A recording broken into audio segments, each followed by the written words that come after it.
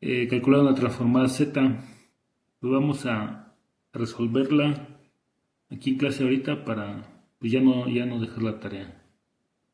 Entonces voy a, pues aquí mismo les hago la demostración, es muy sencilla. Nada más es recordar la transformada z, cómo se calcula. En este caso ni siquiera es necesario aplicar la definición, con solamente aplicar las propiedades es suficiente para hacer este cálculo. Ok, entonces, fíjense, tengo aquí el cálculo de una transformada z, que es la sumatoria desde h igual a 1 hasta k, de f de h, que no es otra cosa más que la, la transformada z de una integral discreta, por así decirlo. Entonces, pues esta transformación la podemos igualar a una función, es una función, vamos a suponer que es y de k, una función que es una integral. Entonces, si esta y de k si expandimos la sumatoria, ¿cómo queda? Queda f de 1 más f de 2 más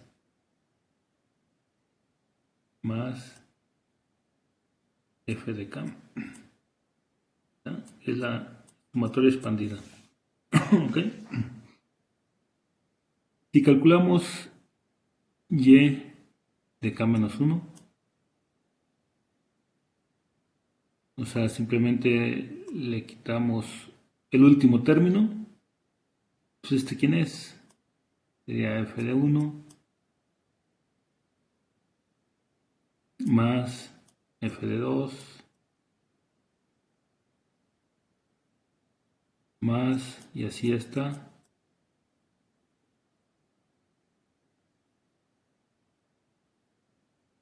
f de k menos 1. Le quitamos el último nada más.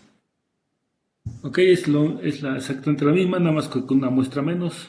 Entonces ahora vamos a hacer la siguiente operación. Y de k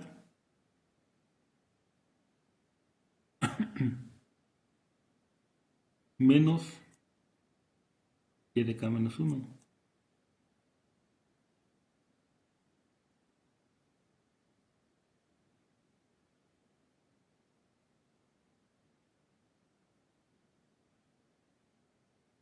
Esto aquí va a ser igual si sumamos estas dos de acá arriba. Solamente queda el último término de y de k, que es x de k, perdón, f de k.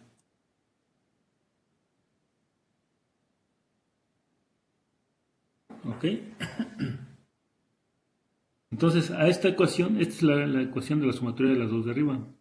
Pero la resta, la primera menos la de abajo. Entonces, a esta función, o esta ecuación, le aplicamos la transformada z y ¿cómo queda? Queda que y de z menos z a la menos 1 por y de z es igual a f de z.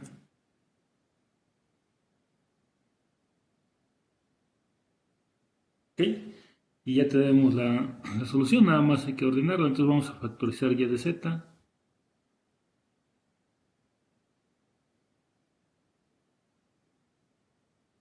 Queda 1 menos z a la menos 1 igual a f de z.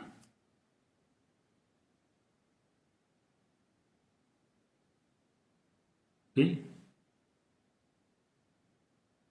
Y finalmente despejamos y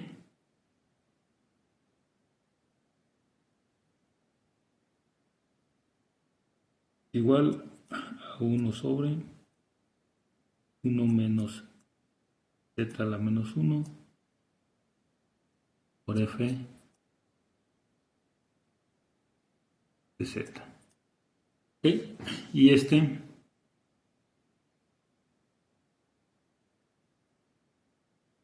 el resultado que andaba buscando, que es este.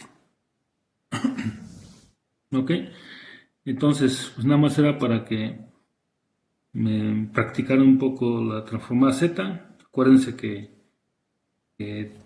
pues para operar con sistemas de control y sobre todo con sistemas lineales, necesitamos manejar las dos herramientas, transformada de Laplace y transformada Z. Entonces aquí puse la solución, estoy obviando que ya la conocen, pero sin embargo, muchas veces cuando se intenta hacer y no se tiene práctica, se batalla un poco. Entonces esa es la forma en cómo se calcula esta transformada Z. ¿Aquí tienen alguna duda, alguna pregunta?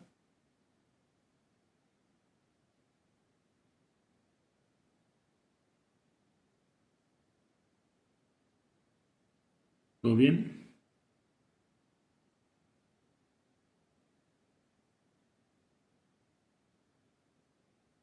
¿Siguen conectados? Sí, Doc, todo bien, no hay problema. Bueno, entonces continuamos.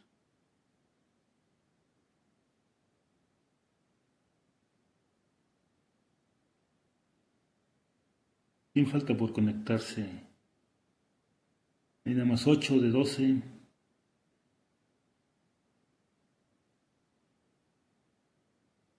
Falta Alberto Pantoja, Juan Pablo Medina,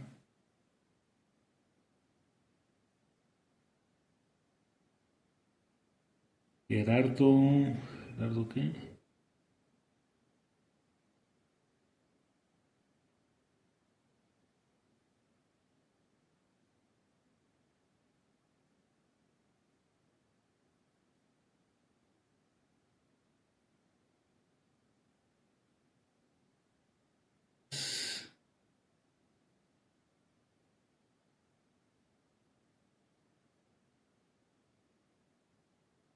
Silva,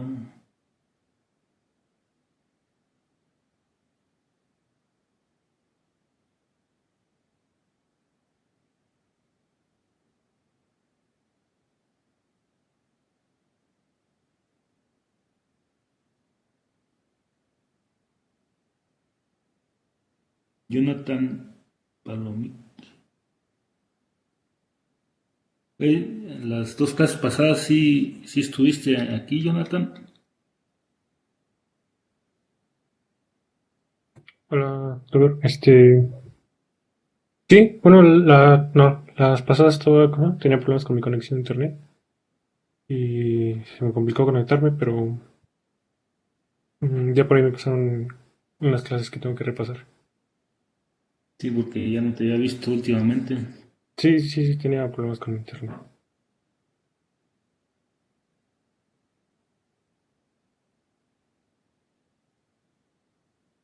Ok.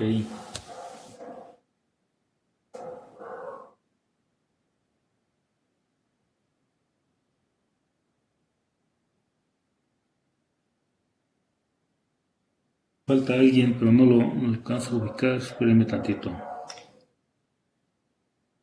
Ahí voy a pasar lista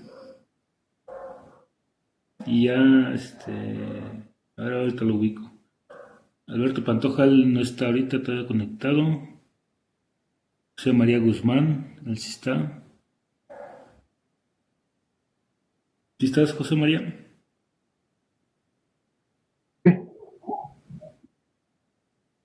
No te escucho. Sí, aquí presente. Ok. Juan Hernández. Vente, Doc. Juan, ok. Juan Pablo Medina.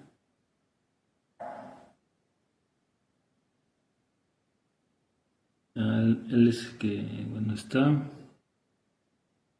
Mario Alberto Olvera. Aquí estoy, profe, presente. Ok, sí, ya te vi. Mauricio Martínez. Sí, aquí estoy, profesor, presente. Ok. Pedro Silva. Y Viridiana. Sí, presente. Ok, ya te vi. Jorge Bernardino. Aquí ando, Doc. Presente. Ok. ¿Me dices que te vas a desconectar más al rato? Sí, a lo mejor me desconecto un poquito más al rato Ok. para manejar. Gerardo, ¿qué? No está conectado.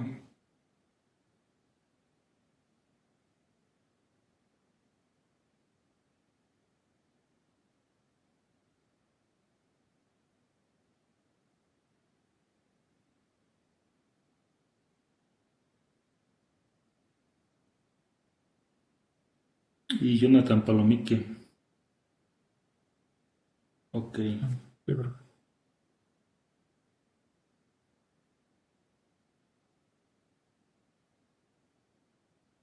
Pues nada más estamos 8, sí, faltan 4. Uno de ellos es Alberto Pantoja. Profe, de Alberto me dijo que tiene errores de conexión. Probablemente se conecte más a rato hasta que resuelva sus problemas. Ok. Y me acaba de avisar. Juan Pablo Medina. Tampoco estaba, ¿no? Con 2. ¿Quién más falta? Gerardo. Sí, seguimos siendo 12, ¿verdad? O saben que alguien más ya no está.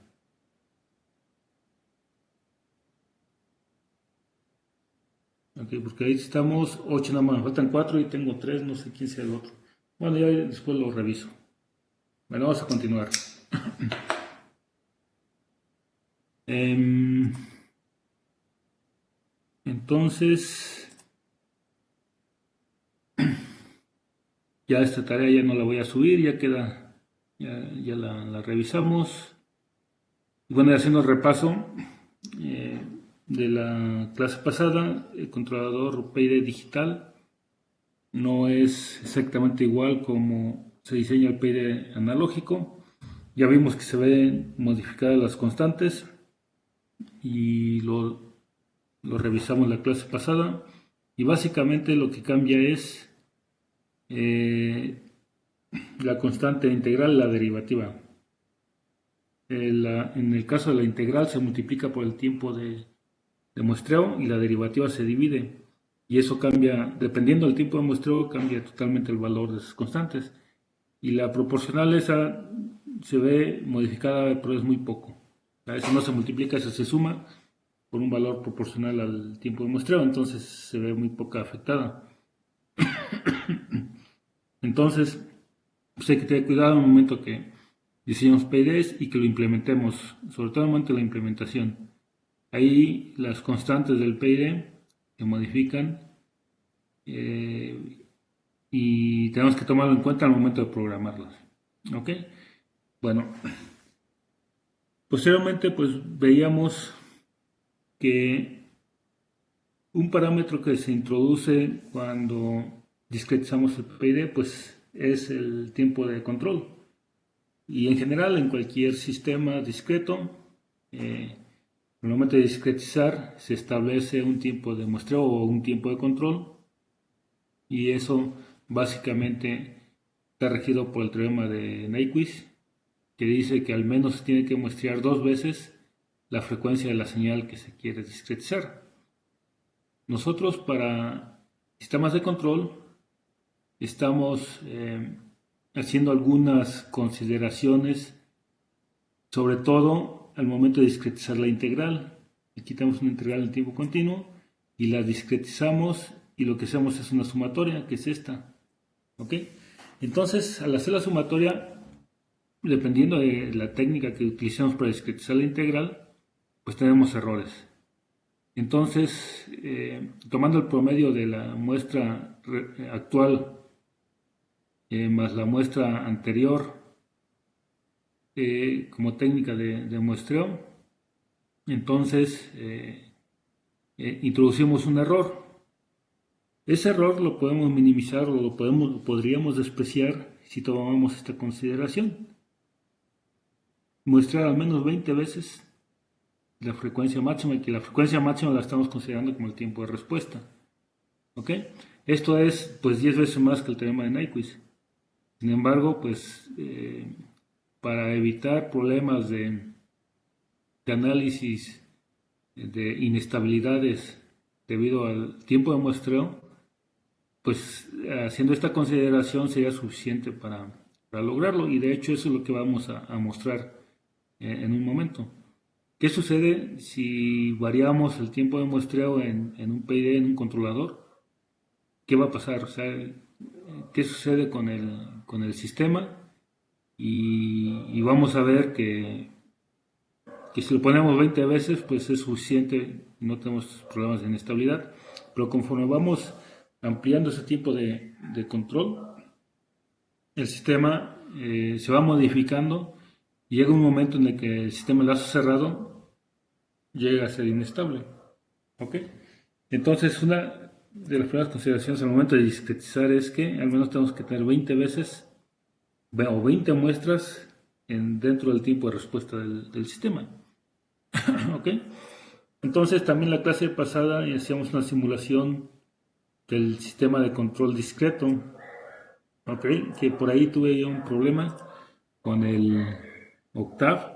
Y básicamente era el software el que me estaba causando problemas. Entonces ya lo corregí, básicamente era la función del step, la que me estaba dando problemas.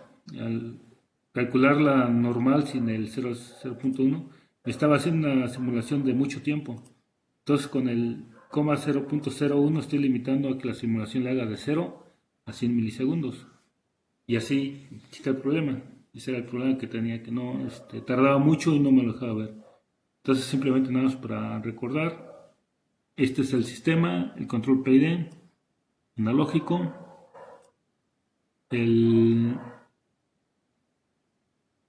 la función de transferencia del controlador, ya desde el punto de vista discreto. Una vez que tenemos el controlador diseñado, lo discretizamos, definimos un tiempo de control y obtenemos las constantes modificadas para este tipo de control. Y la función de transferencia pues, la definimos así, que es la función de transferencia del controlador. Finalmente la función de transferencia de la planta, que esa la conocemos en tiempo continuo, y la discretizamos con el retornador de orden cero. Entonces ya tenemos los dos sistemas. Ya básicamente voy a hacer un pequeño esquema aquí para nada más recordar qué es lo que estamos haciendo. Ya tenemos por un lado el controlador PID, y esto lo estoy poniendo como f de z. ¿Ok? Después pues tengo la planta que es el motor. Ese motor lo estoy poniendo como el GP de Z.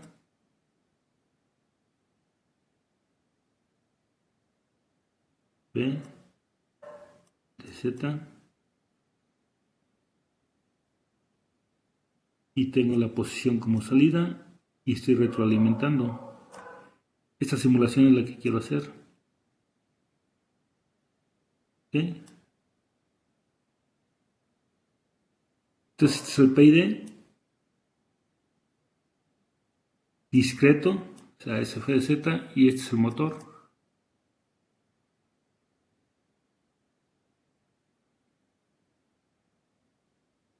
¿Ok? Y aquí tenemos el ángulo y aquí el ángulo deseado, el de referencia. ¿Ok? Entonces, como ya tengo el PID diseñado, tengo la planta y tengo la función de transferencia del PID, pues quiero hacer una simulación en donde a la entrada voy a poner un escalón unitario.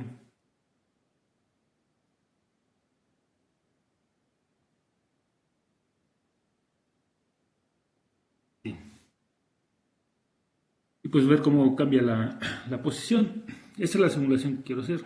Entonces, como ya tengo el PID diseñado, tengo las constantes del PID, pero la implementación es discreta, entonces paso las constantes a discretas, las modifico. Y después implemento la función de transferencia en PID aquí en Octave, en MATLAB, con TF, y utilizando el tiempo de muestreo para discretizarlo. Y finalmente también discretizo la función de transferencia que la tengo inicialmente en tiempo continuo, la paso a tiempo discreto y la pongo acá. ¿Ok? Entonces, para hacer la simulación que necesito hacer, necesito encontrar la función de transferencia en lazo cerrado. ¿Ok? Es decir, necesito reducir esta función, ¿sí?, tener una sola función. Entonces, ¿cómo lo hago?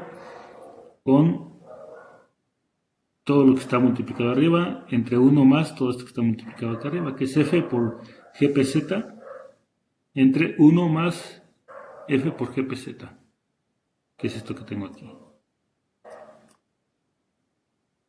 ¿Ok? Entonces, ya una vez que tengo la función de transferencia, le pongo el step a toda la función que es g y hace la simulación. ¿Ok? Entonces, eso ya lo veíamos, nada más para verificarlo. El problema que tenía la clase pasada era porque hacía la simulación de mucho tiempo y tardaba mucho y al final pues no se veía. Pero esta es la respuesta que por ahí un compañero nos la mostró en MATLAB. Es la misma. ¿Ok? Entonces ya estamos aquí viendo que pues efectivamente es el controlador que estamos diseñando y que estamos ajustando para tiempo discreto. Funciona. Porque esto además, acuérdense que ya lo teníamos para tiempo continuo y me parece que por aquí está, déjame verlo. ¿Sí?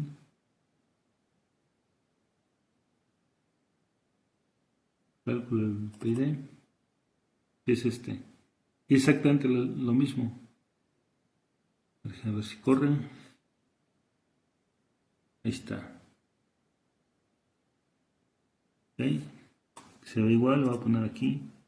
Más 0.1. ¿Okay? Si ven que es la misma respuesta, esta simulación está hecha con la función de transferencia en tiempo continuo. ¿Okay? Y esta otra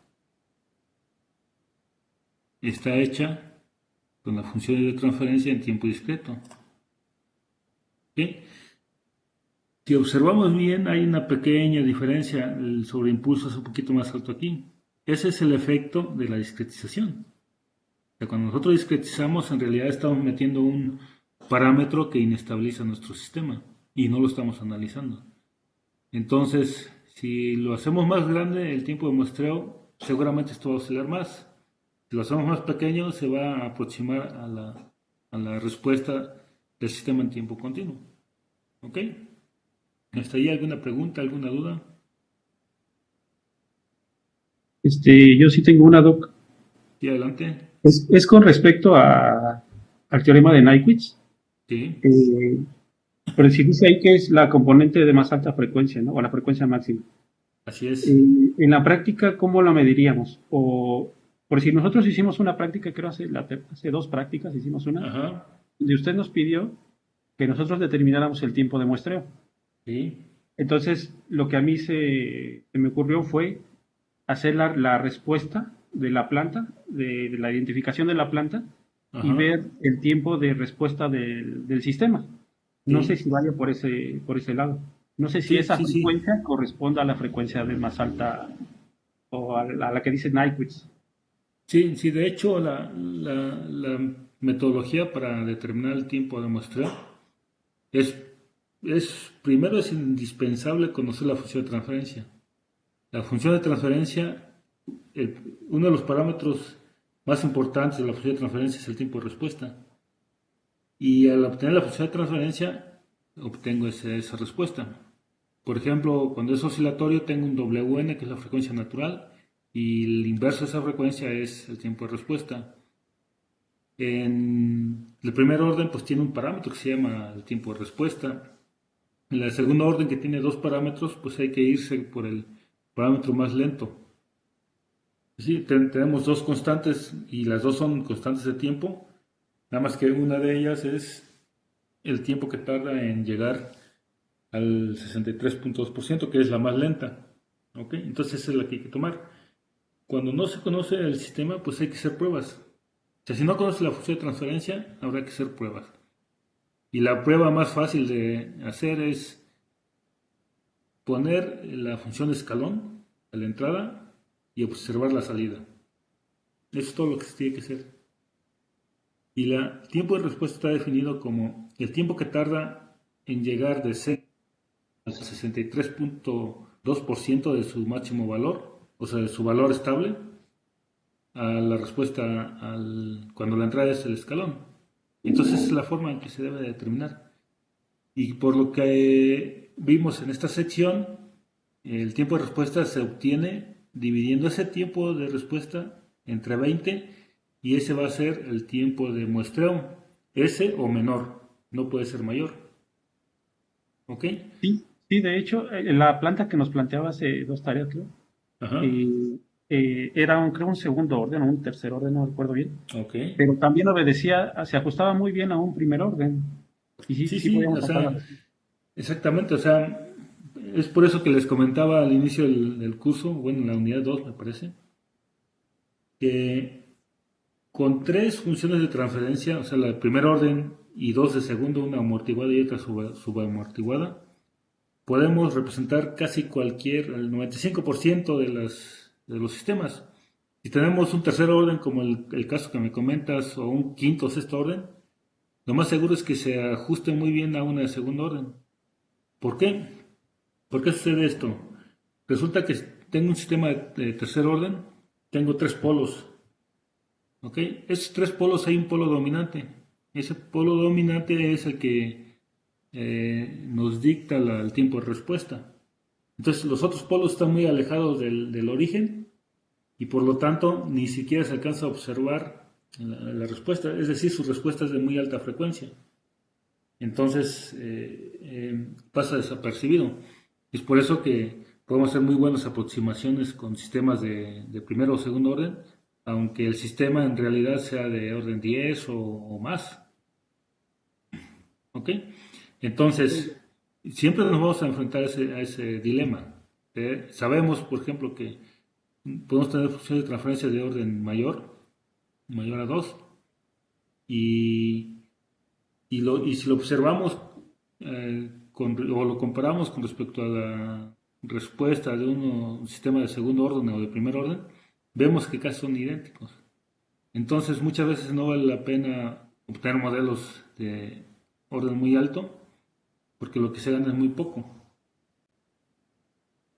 Y en realidad lo que a nosotros nos interesa en particular es saber dos parámetros, la ganancia y el tiempo de respuesta.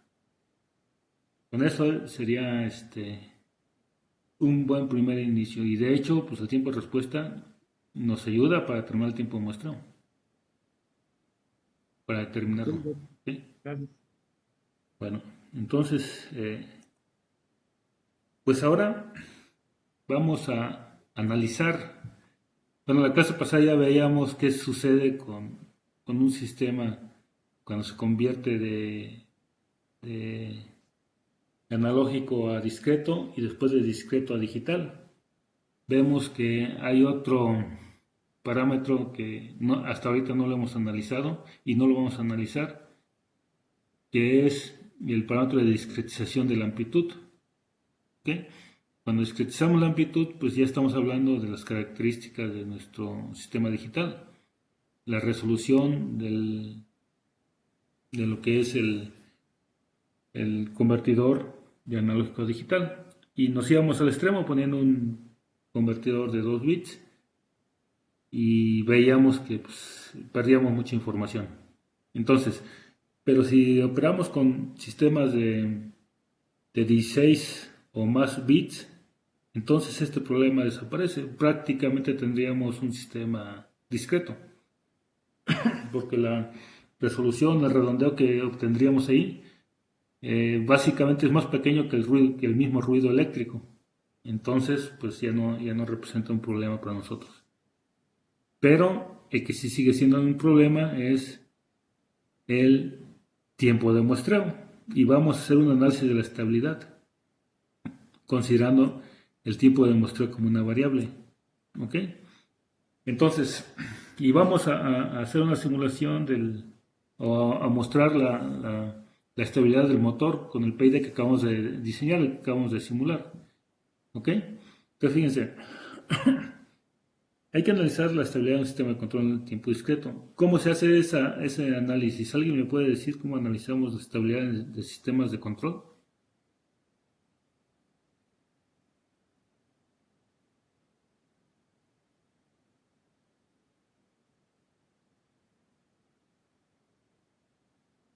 Pues con el criterio de magnitud y de ángulo, ¿no? Sí, hay varios criterios. Uno de ellos es observando los polos. Ahí tengo mi función de transferencia y lo que debo hacer es observar los polos.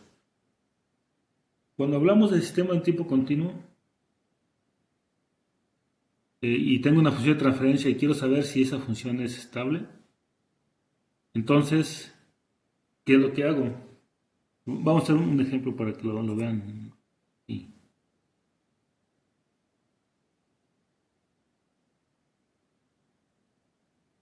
Fíjense, tengo un sistema. Vamos a poner un sistema sencillo. Una función de transferencia igual a df. Fíjense.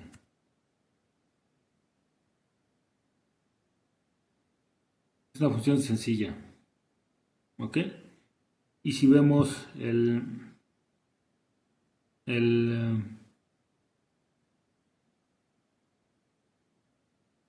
su respuesta, cómo se comporta.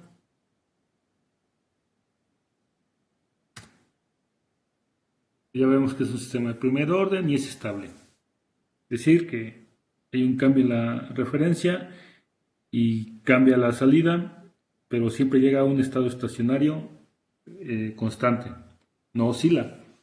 ¿Ok? ¿Qué sucede si modifico este sistema y ahora le pongo aquí un valor más pequeño? O bueno, vamos a ponerle vamos a poner uno de segundo orden. Parece.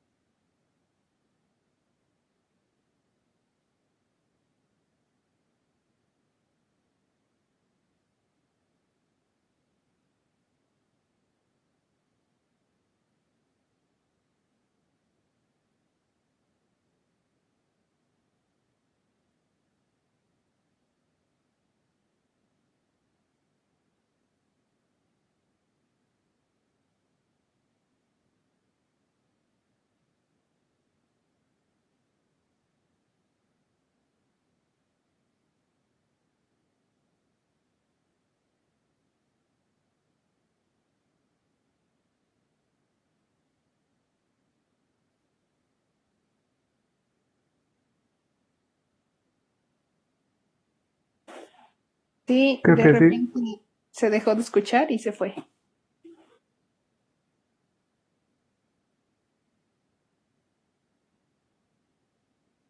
Corran. Fuga a todos.